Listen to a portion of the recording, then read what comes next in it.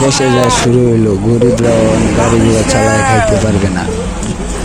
মারামারি দণ্ডবাদ হবে রাজনীতিবিদরার, ফাঁকে দিয়ে মরে যাবে গরিবরা।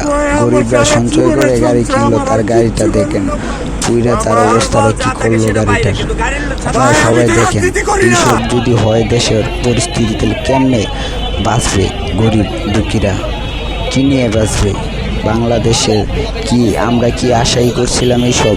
আমরা এইসব দেখব এই আশা করছিলাম সোনার বাংলাদেশে? আপনারা সবাই দেখেন, ভিডিওটা দেখেন, দেখা বলবেন অবশ্যই।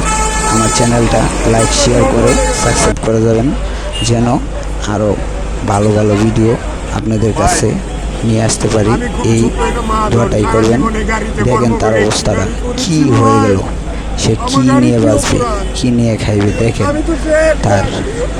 তার কান্না খেয়ে শুনে দেখেন কত রিপোর্টার, কত কত ভাই বাদার সবাই তার পাশে খারাপ, সবাই দেখতেছে। কি দেখার মতো সব আছে, করার মতো কিছুই নেই। দাও দাও করে আগুন ধরতেছে গাড়িটায়, কেউ নাই আগুন গাড়িটা বাঁচাইবার মতো। মারামারি করবে তারা, ফেসে যাবে গরিবরা, মরবে তারা গরিবরা। কেডা মরবে? গরিবরা মরবে, আর কেউ না। দেখেন আপনারা ভিডিওটা কি অবস্থা দেশের।